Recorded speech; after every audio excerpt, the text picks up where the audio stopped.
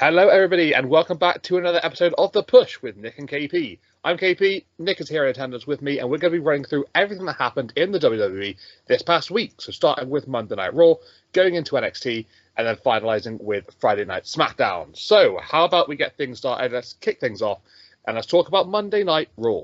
So this was the Monday Night Raw after Money in the Bank, and there were a lot of questions that need to be answered regarding what happened in the show and moving on forward, going into SummerSlam, as that is the next event coming up early August. So we would get an opening segment with CM Punk. He would open the show for Monday Night Raw, and he would basically ask Adam Pearce to remove Drew's suspension. Drew McIntyre suspended by Adam Pearce on social media. I think it was the night before. CM Punk, he's not done with Drew McIntyre. Despite costing him 3 times for the world title, he's not done just there. But yeah, it wouldn't be too long before Seth Rollins would interrupt CM Punk. And obviously CM Punk, because of his actions at Money in the Bank, Seth Rollins no longer able to challenge Damian Priest for the world title. So very, very upset, very angry regarding CM Punk's actions. And something that CM Punk would say earlier on in the segment that sort of like resonated with everybody was that actions have consequences. And he's definitely meaning Drew McIntyre when it comes to that. He was talking about Drew. And that, you know, the actions that he has done in the build up to this, you know, they had consequences, and that would be CM Punk costing him. Seth Rollins would reiterate that. He would basically say that, you know, your actions do have consequences, and you know, he used that against him. He would basically threaten CM Punk that he would put him back on the shelf if he didn't wise up. So Seth Rollins really got like you know, like eyes for CM Punk as well. Obviously, now that he cost him the title.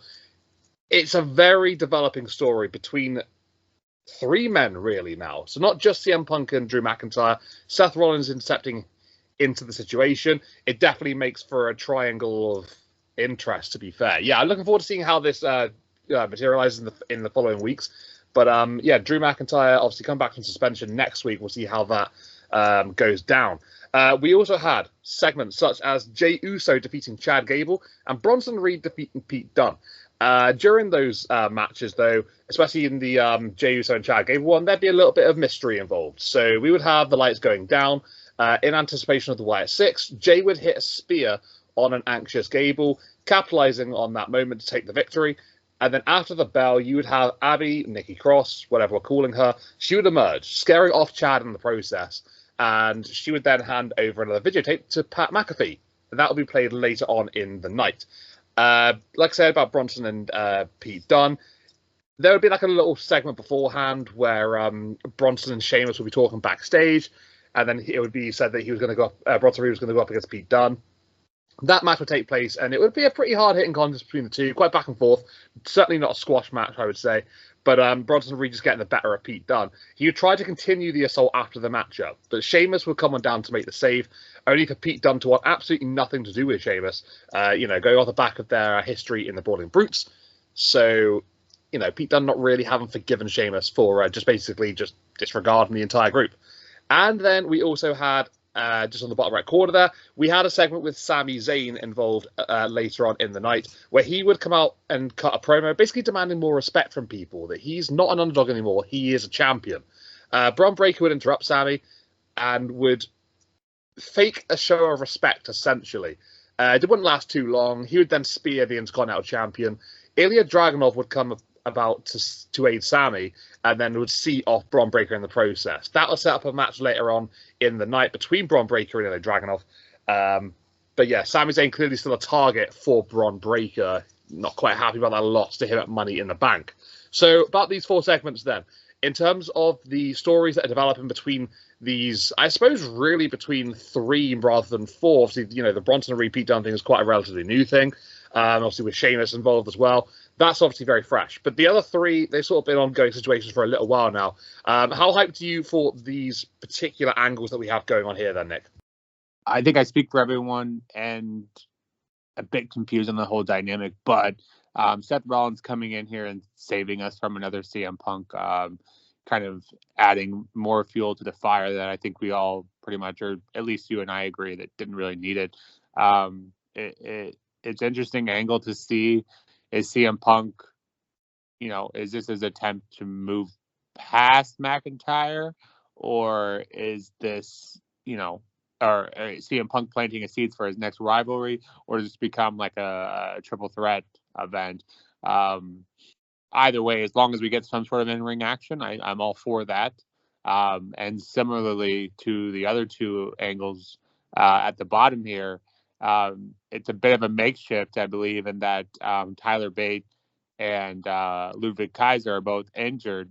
So now we have Pete Dunne and Big Bronson Reed and Sheamus, which, we'll get no complaints from me. All three of those superstars are able to put on banger after banger. But it is interesting that they kind of just fallen off from the IC picture. And I suppose you can't have everyone in the IC picture. But that is a great, that I think that will provide for some good matches as well. Pete Dunne is obviously no slouch, and I don't know who you put over in that three. I would assume Bronson or Pete, but everyone there is quite deserving. And speaking of the IC title, I don't think any of us thought that Big Bronson Reed was going to be out, and sure enough, here he is. Ilya coming in to kind of aid and aid or go against Braun, however you want to look at that.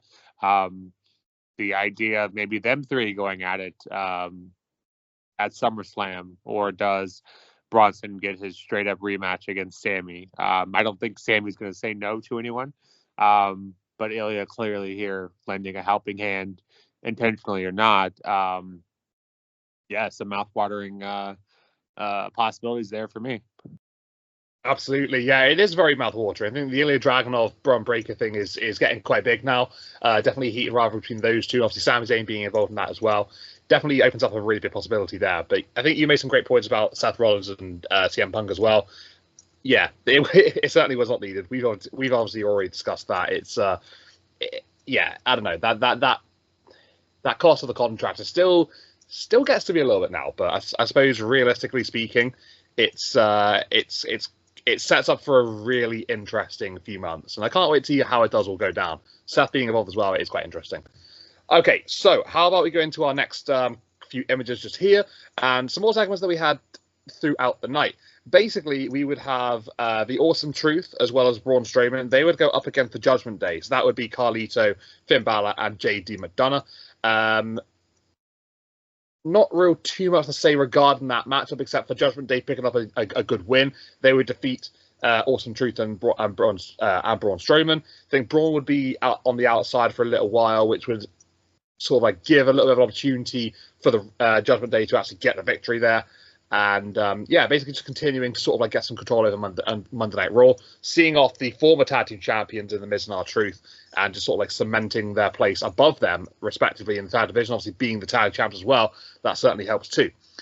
We would also have a match between Ilya Dragunov and Braun Breaker, as I mentioned moments ago. That matchup would end via disqualification, with Ilya Dragunov technically getting the victory there. Braun would throw a big chair, one of the office chairs that you see at ringside. He would throw one of those at Ilya Dragunov to cause the disqualification, just as Ilya was pushing for the win. Sammy would make the save for Dragunov moments later, basically not allowing Braun to continue the offense, but it wouldn't really work out too well for the Intercontinental Champion, because Braun would capitalize on Sami Zayn. He'd throw him into the ring post and actually throw him over the announce table as well, basically laying waste to both Sami Zayn and Ilya Dragunov. And there'd be a very iconic picture of him just basically stood up whilst these two were just in an absolute heaped mess on the ground.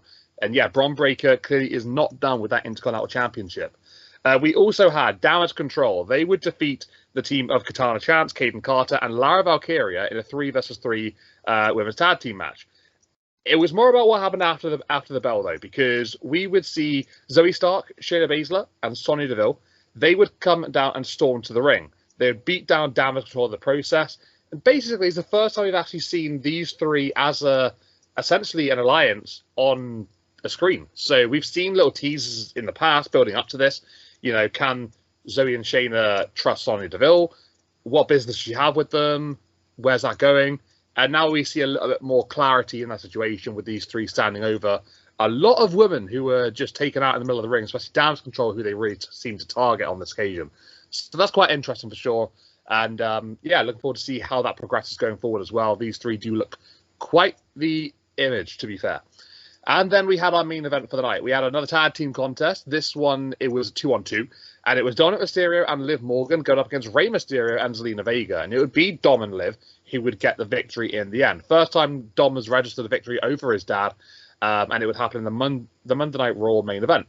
During a rather intimate celebration post-match between Dom and Liv, it would seem to be going exactly where it was headed. And that would be Rhea Ripley. She would make her return to Monday Night Raw after having a couple of months out due to injury. She would end those celebrations immediately. Liv would run away into the crowd. She was long gone by the time Rhea got there.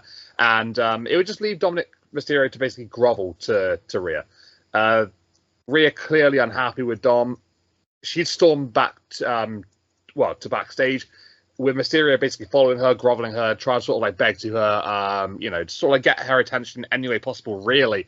Obviously, clearly very, very sorry about, the situation that they were in as Rhea Ripley came back. But, I mean, Rhea's not blind. She's probably been watching throughout the last few weeks. She knows what's going on, and I can't see it ending too well for Dominic Mysterio. It's going to be a little bit of a punishment, I would imagine, coming his way for the actions, because, Rhea and Liv Morgan, that massive history between those two, that could be looking to culminate into a match coming up soon, maybe at SummerSlam perhaps. But hey, Nick, regarding these ones then, Liv, Dom, Rhea, obviously that's been huge for the past couple of weeks. Well, for the past probably month or so, really. Now that Rhea's back, probably going to get that match, right? Can't see it going anywhere else regarding that. Ilya and Braun ending in a no DQ. Could that be setting up a triple threat contest as well? And what are your thoughts on the whole Shayna, Zoe, and Sonya Deville segment there? What do you think of these three?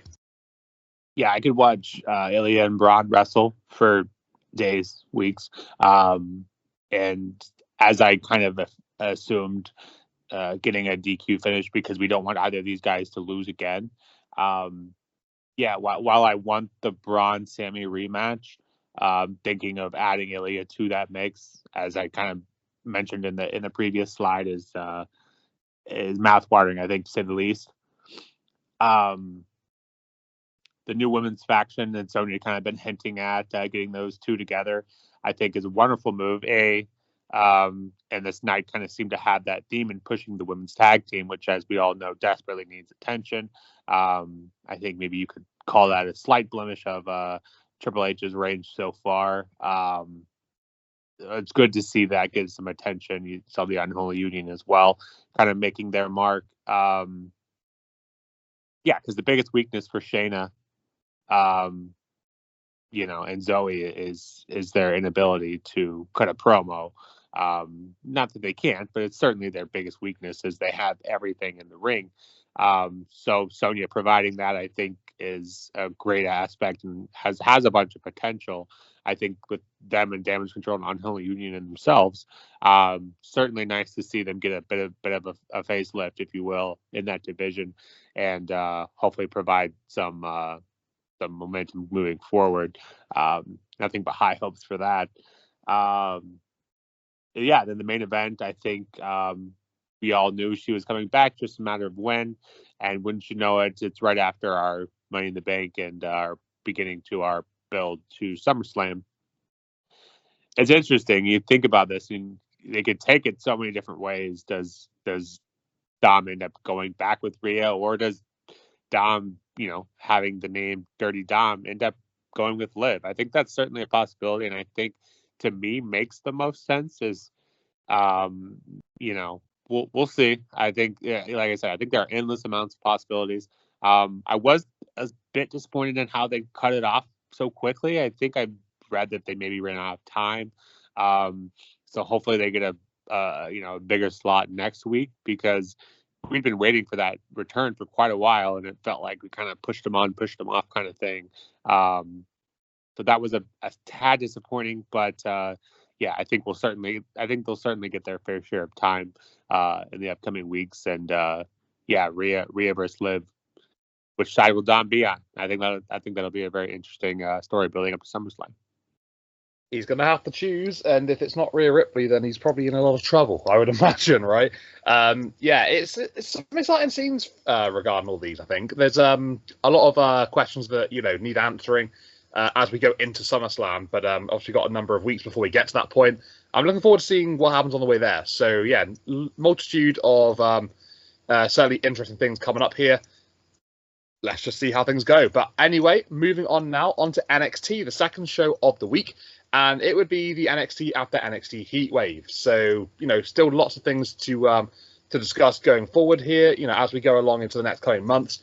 And NXT would begin with the new NXT champion. And that would be Ethan Page. If you guys haven't seen how that match ended at NXT Heatwave, please go back and watch it because it was absolutely brilliant. The match was incredible. And the finish was just something just wild, absolutely wild. It was wonderful as well. So Ethan Page, he would open the show gloating that it only took him 6 weeks to become the NXT champion, which is definitely true. It's absolutely true. He had 2 opportunities during that time, and you don't really get a better start than that to your NXT career, do you? Within 6 weeks, you're the top guy. It's quite interesting, quite fascinating for sure.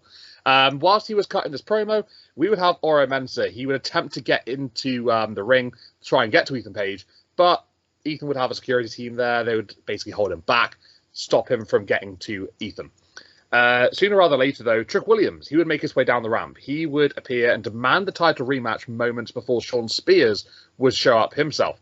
Spears would basically tell Page that he should be thanking him for winning the title at Heatwave. Because, to be fair, if he hadn't held on to Trick's legs, dragged him out the ring, then maybe Ethan Page wouldn't be the NXT champion. That is a very strong argument here. Maybe be a little bit more thankful towards him. He would also tell Trick Williams to get to the back of the line. You've had your moment, you've lost it, get back, start again. Once a couple of minutes passed, Javon Evans, he would make his way to the ring. So all 4 members of that Fatal 4-Way match at NXT Heatwave in the ring. And Javon would basically just state how close he was to winning that title. He came very, very close on a number of opportunities. Trick Williams was just there at the right time to stop him from getting that win. Moments later, a brawl would erupt between the 4 men, seemingly forming alliances between Page and Spears, as well as Trick and Javon, with the latter 2 standing tall in the ring at the end of the segment. So, could be setting up some sort of tag team match going forward. That is exactly what would happen later on in the night. It would get announced that Trick Williams would be tagging with Javon Evans to go up against Ethan Page and Shawn Spears. That would be the main event. More about that as we go along. Then we also had Tia Hale. She would go one-on-one with Izzy Dame. Tia Hale would get the victory over Izzy, but it wouldn't be without a little bit of controversy itself, because Tatum Paxley, she would make her presence known. She would appear from the crowd midway through the matchup, causing a distraction for Izzy. And Dame would attempt to charge at Paxley, but she'd dive out of the way to send Izzy into the ring post, obviously creating a massive opportunity for Tia Hale to take advantage. She would do exactly that. She'd get Izzy into the ring. She'd follow up with a few moves here and there, and then she would lock in that Kimura lock, and she would win by submission. So Tia Hale basically just cementing herself as, doing pretty well here on the NXT roster. She's trying to get Chase U into position of victories here, and maybe storming towards a potential future opportunity with Roxanne Perez. That was mentioned earlier on in the night. As to whether that can happen or not, we'll have to see going forward. But a win against Izzy Dame, that's always good for Tia Hale. We'd also see Fallon Henley. She would go one-on-one with Sol Ruka. And Sol Ruka would win this one technically via disqualification. So she would actually hit the Soul Snatcher and attempt to go for a cover on Fallon Henley, only for JC Jane and Jasmine Nix to stop it before the ref can count to 3. Jane and Nix would continue the Soul afterwards, before the 3 women would then leave together, leaving Sol Ruka in a heap in the ring. So that alliance tends to be getting to the next level bit by bit each week. It's been a little bit slow burning. Not entirely sure what the purpose is at the moment. Fallon Henley's go on to say stuff like, these rookies, they don't know what they're doing. Like, what is their deal here? They think they're bigger than what they are. Maybe it literally is just like that, trying to cement some dominance between these 3 women and the rest of the division. Who knows? But they seem to be having an alliance, and it seems to be working out for them in certain ways. We would also have an NXT Heritage Cup Championship match, and that would be between Tony D'Angelo and Lexis King. It would be the Don, Tony D'Angelo, who would win this one by a score of 2-1. So I think Tony would get the first fall. Lexis King would then get an equalizer with the coronation, and then Tony D'Angelo would then hit a spine buster to get the victory and settle things as 2-1. So still the NXT Heritage Cup champion. Tony D'Angelo. But I mean, regarding these 4 segments then, and things that were happening on here, how are you liking the NXT Cup Champion picture at the moment then? Tony D'Angelo, he's one of the top guys in NXT, right? I think maybe he's a little bit beyond this. I think maybe he could be sort of like in that NXT Championship picture going forward sooner rather than later. Obviously with Ethan Page and Trick, Sean, Javon, there's a lot going on there. There's a lot of combustible elements. So obviously they're going crazy for that championship. Setting up that tag match for later on.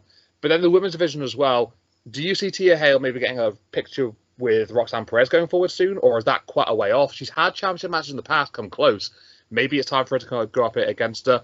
And what are your thoughts on this alliance between Jasmine, JC, and Fallon Henley? Quite interesting, right?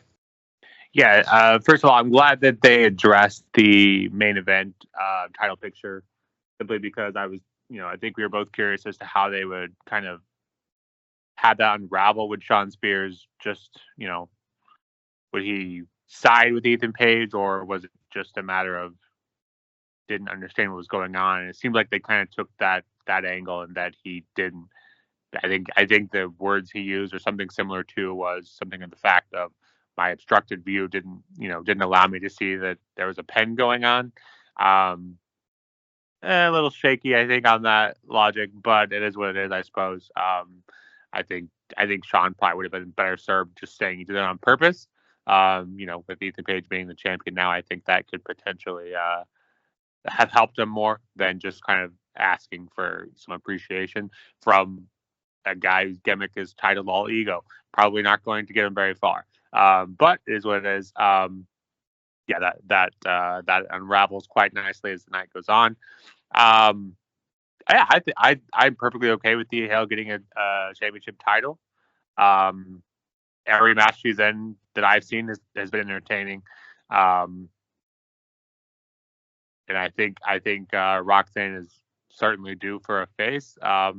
I kind of thought Sol Ruka would maybe potentially be that next person.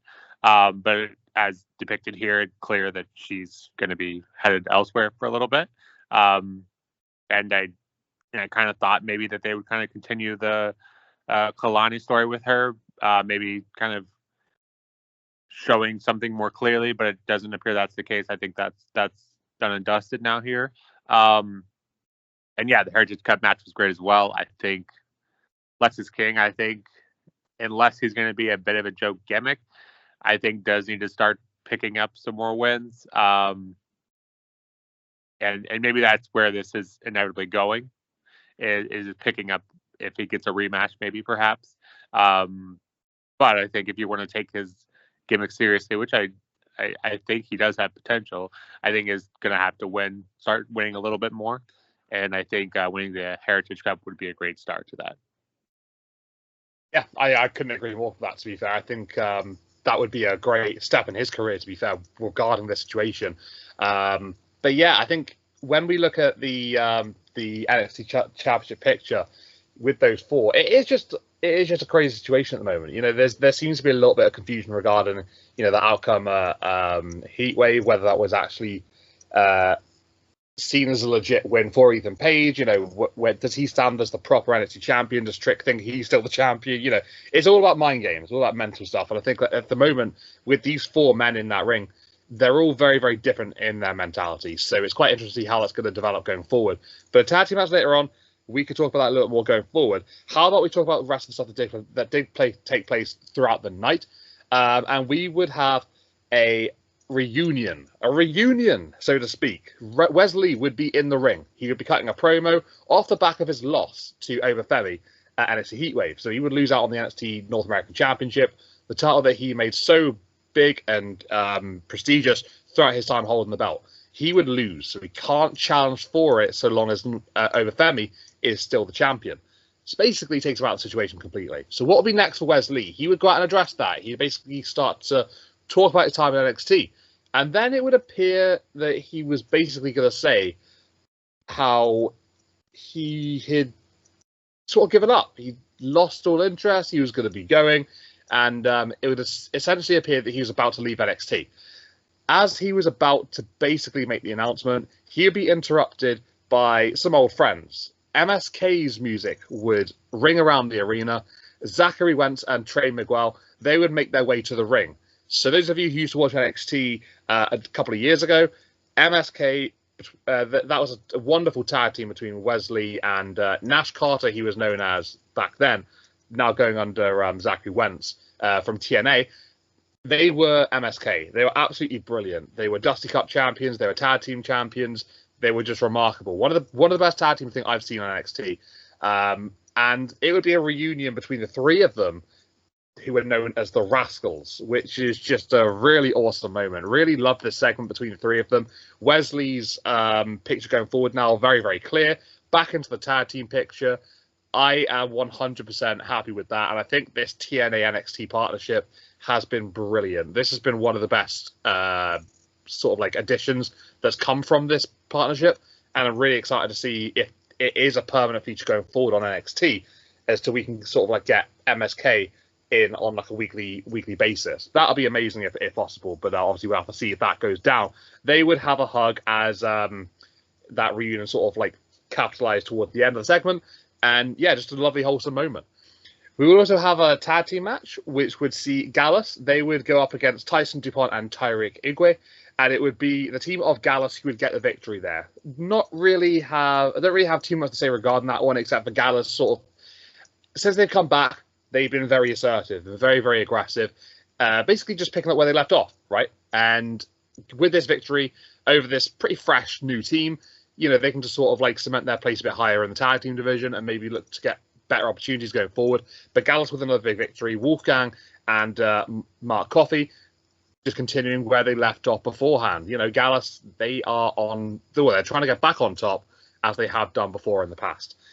Speaking of tag team matches, that would be our main event. We would have Ethan Page and Sean Spears going up against Trick Williams and what would essentially be a mystery partner. Throughout the night, it would be hinted that, Trick would be getting some assistance, but it would also be hinted that Trick would be going in a handicap match. I don't think anyone really believed the handicap's business, but when Trick was making his way to the ring, it would appear like it was going to be a handicap, only for the music of Joe Hendry to ring around the arena, to a very big pop from the crowd. There have been several hints regarding Joe Hendry throughout the night, and it was a brilliant moment. Just him coming through the gorilla into the arena was absolutely brilliant.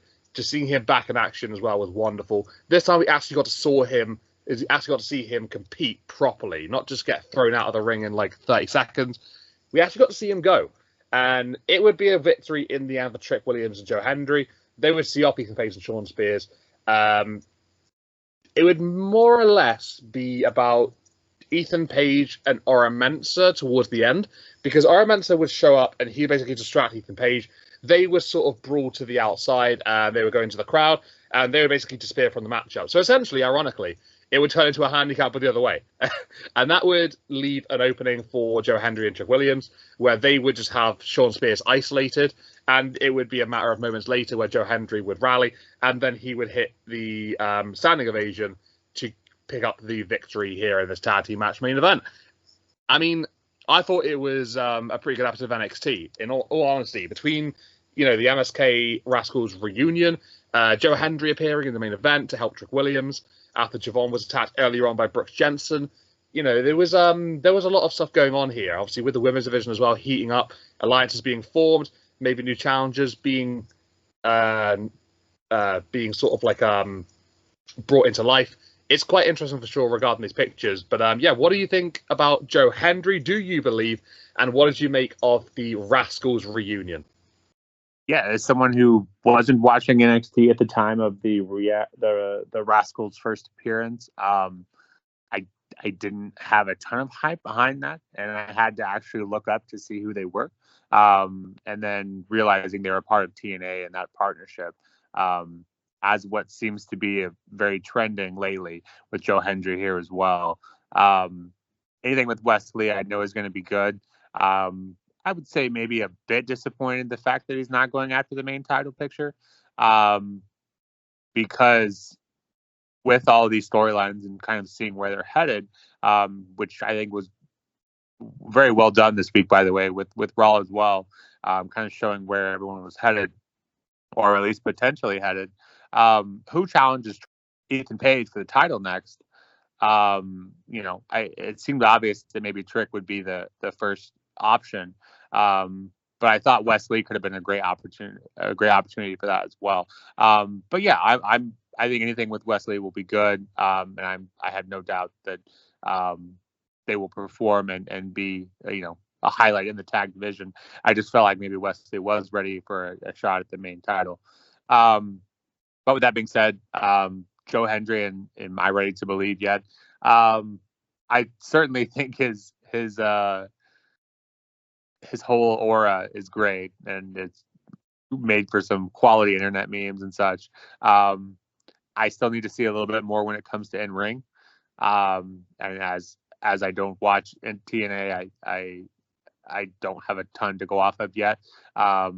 Outside of this one match, but I certainly think his demeanor is there, and but yeah, I'll be watching closely in ring. Where does he go from here? I think the whole TNA partnership is coming at a great time. You think, we'd mentioned in previous weeks how the men's division felt like it was a bit lacking due to all the main call-ups, and so I think this TNA partnership is coming great. With Ethan Page and Joe Hendry and the Rascals reunion, I think, are all playing great parts here. Would love to see Jordan Grace come back as well. But yeah, I think it's certainly coming at a great time with the NXT roster, especially on the men's side, was lacking a bit. But yeah, this was a great episode of NXT, and I think Raw was as well. And that it's been made clear where we're going, or at least a very good idea. Yeah, I think the quality out of the gates from Money in the Bank weekend has certainly come on show here this week. Obviously, you said Raw, NXT, two very, very good shows, and I personally agree with that. I think it was a lot of fun to watch these two. Yeah, we had some really top moments. Obviously, we discussed them in a little bit of detail here, but it seems to be that sort of like the picture is becoming clearer going forward as to what everyone's involved with now, and I'm really liking how things are looking after that first show after Money in the Bank weekend. So, one more show still to go through on this week. Let's go over to Friday Night SmackDown. Let's talk the Blue Brand. And it would open up with Miss Money in the Bank. She would come on down to the ring, showcasing her briefcase. She hasn't quite glammed it up just yet, but I'm sure it won't be too long before she does that. She would basically cut a little bit of a promo saying how no champion in the WWE is safe. She'd actually name drop Liv Morgan, Roxanne Perez, and Bayley in the process. And it wouldn't take Bayley too long after her name was mentioned to interrupt Tiffany Stratton. They would have a little bit of a back and forth between the two of them before eventually Nia Jax would come on out, and she obviously is next in line to face Bayley at SummerSlam. She's the queen of the ring, so obviously gets a title opportunity going forward against Bayley. And it's quite interesting because Nia and Tiff, they've got this alliance. They've been known as the Queen and the Princess recently. Just sort of like have this, this little friendship together between the two of them. And this makes a very interesting picture. You've got number one contender for the women's title, and you've got Miss Money in the Bank, who can cash in at any particular moment she wants.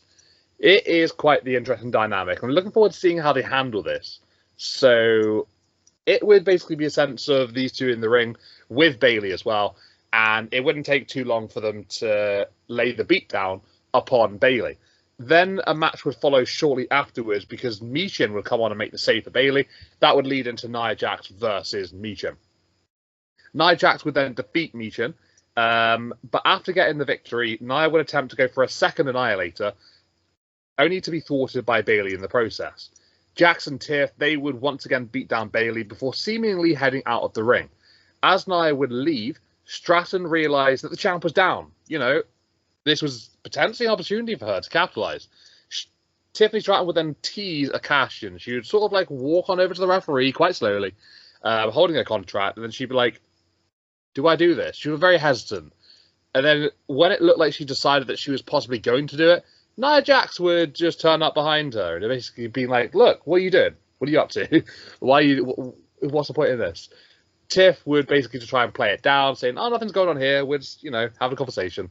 And then she would hold Nia Jax's hand up and they would make their way backstage. But I like the little tease there. Nothing too crazy. Tiff really not sure about what she wants to do at the moment. Very indecisive.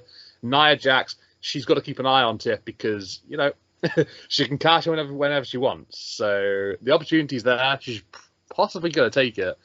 Now, Jax has to be careful. We would also see a match between Legado del Fantasma and Baron Corbin and Apollo Crews, be a tag team matchup. It would be Legado del Fantasma that would actually get the victory here. So Angel and Berto, they would defeat Corbin and Crews. This would come via an Elektra Lopez distraction, which would cause the referee to be, looking elsewhere. Santos Escobar would then interfere, resulting in Angel pinning Apollo Crews to earn that victory. Not too sure on the situation between Baron and Apollo Crews at this point. They seem to have some sort of alliance just to go up against Legado. Is that all that is? Maybe it could be, but yeah, Legado trying to sort of get another victory here, and that is exactly what they've done. Maybe, sort of elevating their status on the roster, which is obviously good for them because they haven't had a lot of wins that recently. Santos doing his bit, but especially these two as a team, Berto and Angel, this is a good win for them, and they needed that desperately. We would have an LA Knight segment. He would be seen coming out of Nick Aldis' office with essentially a little clipboard in his hand. He'd have a little contract with him. He would walk down to the ring, and he would basically say that he's been granted the US title match by Nick Aldis. But he needs some signatures. He's got his own. He's got Nick's. He needs his competitors. He needs Logan Paul's. Logan is nowhere to be seen, though. He's not there. He's not a Summit. He's not a SmackDown once again. So he can't get a signature. LA just bigs up the match and the situation as best as he can, stating that he's going to take the title from Logan Paul when he's given the opportunity to do so. That he's going to get that signature no matter what. Not really too much you can say regarding that one, but LA Knight sort of cementing his place in that US title picture. Then we would have Naomi going one-on-one with Blair Davenport, and it would be Naomi who would beat Blair.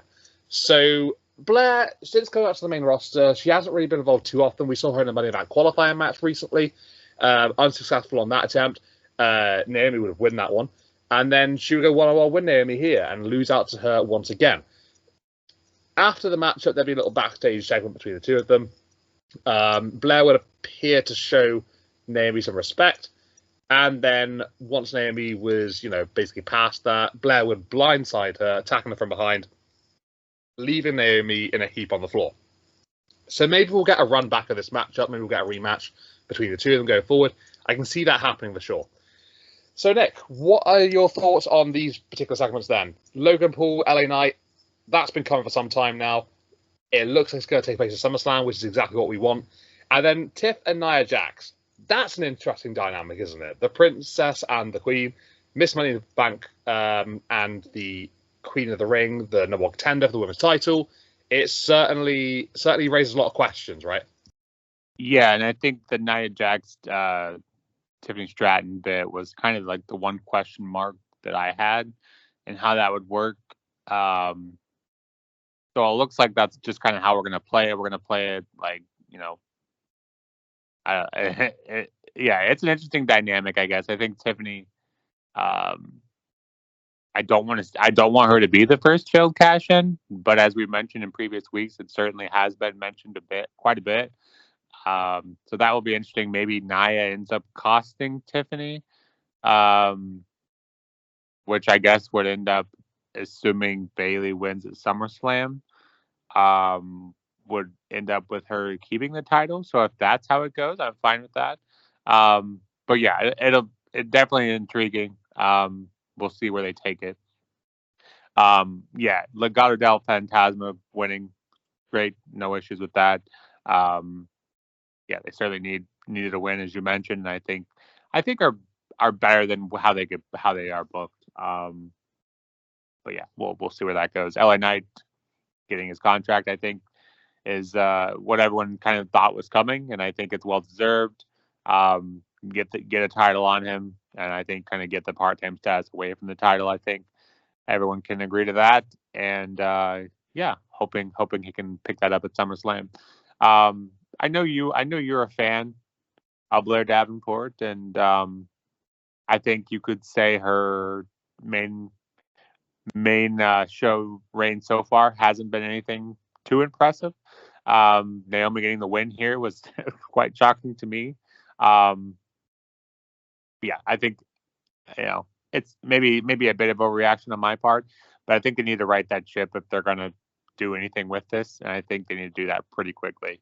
Coming up and kind of not having much of an appearance, very sparsely, and then losing to Naomi, who hasn't been able to pick up much momentum either, is not a great look. So hopefully they can right that ship quickly. Yeah, I am a fan of Blair. I think you literally just took the words out of my mouth there. I was about to say how I think both of these women really needed a victory. So it's kind of interesting that they put them together in like a little program, and they're sort of going to be prolonging that a little bit longer, maybe just to give Blair a victory as well. I don't know if that really helps the situation, but yeah, I think they both probably do need wins. Blair coming up from the main roster needs to establish herself. Naomi just coming back. I feel like it was a little while ago now, but I feel like she hasn't really done an awful lot either. So yeah, you make some great points regarding that one. It's odd that they're fighting for a place. Someone establishes Naomi. I feel like it's a really strange situation to be in. But hey, I mean, we'll have to wait and see what happens between those two going forward. Let's talk about some other moments though. So we had a tag team championship match. That would be the last contest of the night. And basically like last week, it would be the other way around though. So A-Town Down Under, this time they would be the challengers up against DIY, the fresh WWE Tag Team Champions. It would be DIY that would defeat A-Town Down Under after a match that you basically expect to take place. It was absolutely fine. No problems there. Decent enough contest. Not quite as good as their one last week, in my opinion. But DIY getting their first successful defense in since picking up the Tag Team Championships.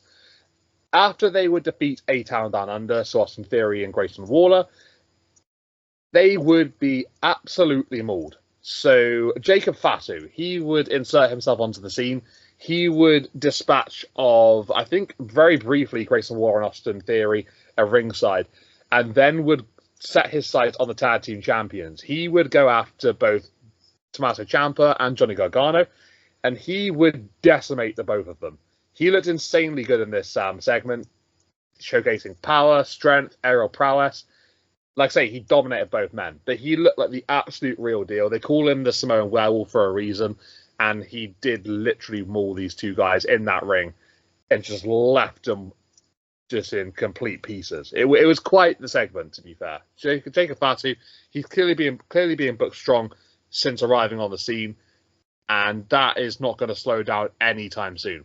Once Jacob Fatu finished dealing with DIY, it would then open up the bloodline to come on down to the ring. And they would essentially come down for Solo Sikoa to demand acknowledgement from everybody who has not acknowledged him so far. And he would target one person in particular, Cody Rhodes. He said that you're the next person that needs to acknowledge me, so come on out here and just get it over with. Cody Rhodes would show up, you say his name, he appears, and he wouldn't acknowledge Solo Sikoa. Now, he wouldn't do that. He wouldn't hesitate to say how he'd be okay with defending his title against Solo at SummerSlam, though. That would be very, very clear to be the next picture for these two. Obviously, we predicted that anyway. But yeah, now it seems to be a little more official, in the build-up to SummerSlam coming up soon. Cody wouldn't settle with that, though. He would realize he's outnumbered, that he would be circled by the bloodline. He would try to, very very nobly take on all four men at the same time. It was never going to work, though. The numbers caught up with him. He would have some backup, though. Randy Orton would charge down to the ring. He would attempt to help out Cody Rhodes and would be helpful for a couple of moments until, again, the numbers game caught up with him. 4-on-1 is not good no matter what way you look at it. 4-on-2, whatever, in this case. It would catch up again. Cody would then get tied up in the ropes, and he would be forced towards Randy Orton, get powerbombed through the announce table by the Bloodline. That would close out the show. The Bloodline just continuing to show their dominance. On Friday Night SmackDown, they are the guys. They're the ones that are controlling things, and they have the number one contender for the Universal Championship. Can that materialize in something at SummerSlam? He's thrown a lot of shade towards Roman Reigns recently. He did so again in this segment here tonight. There's a lot of interest in this story, and Cody's going to go up against Solo at SummerSlam. That could make for a massive moment in itself. But I mean, the Bloodline, they've been booked very, very strongly as recently. How I know I ask you this weekly, how you like the new Bloodline. I'm not going to ask you that this time. What I'm going to ask you is, what are you making of Solo as the new Tribal Chief?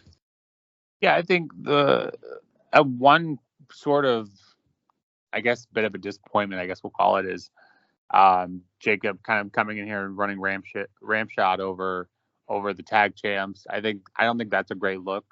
But I guess that's just the cost of, elevating him, I guess. And they just happened to be in the wrong place at the wrong time. But I think you could probably make the argument that they made them look a little weak there, even if it was, an assault and all that. Yeah, I think with how heavily they're booking Jacob at this point, I think Solo, I would be hard pressed to believe that doesn't end up causing some issues, because they're both very clearly forces to be dealt with. And when you have two people that powerful on the same team, I think eventually that could cause some issues.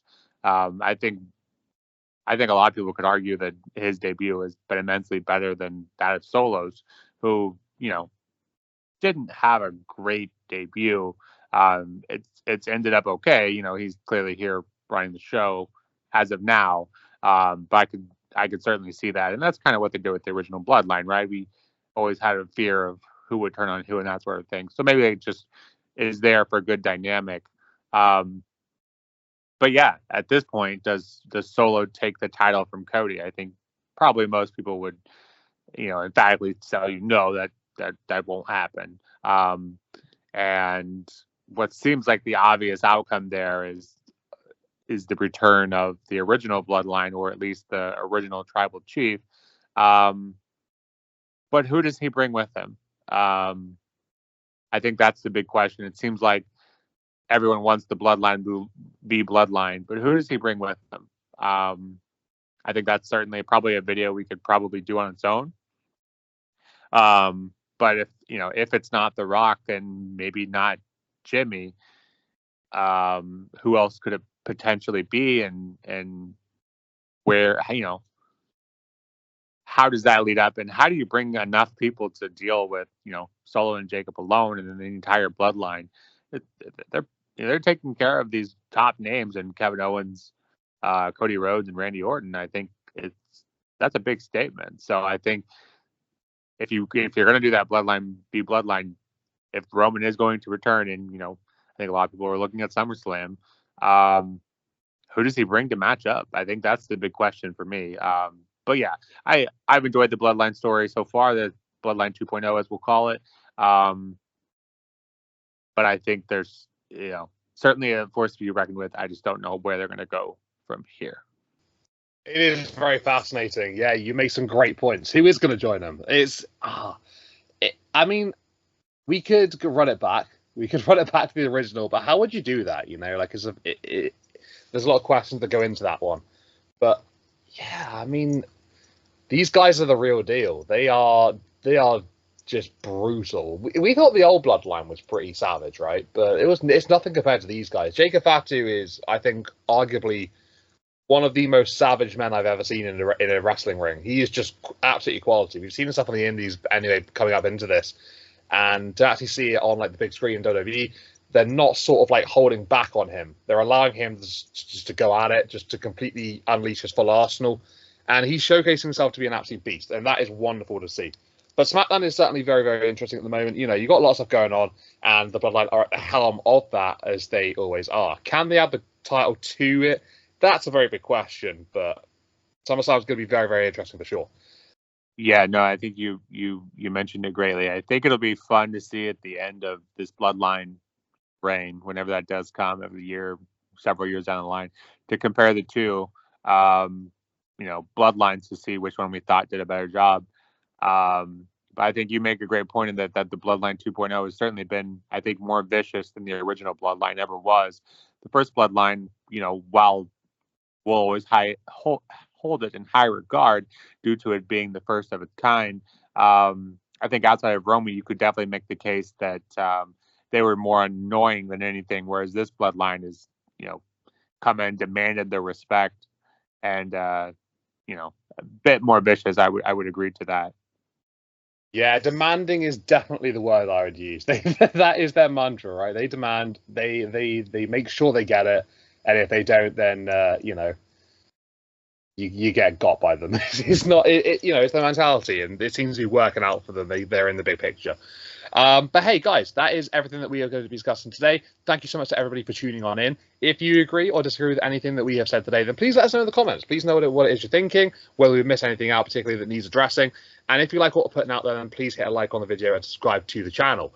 We'll be putting out more videos going forward as well, starting with our next review coming up next week. So we'll see you in the next one, guys. This has been The Push with Nick and KP, and we'll see you next time. Cheers, everybody, and goodbye.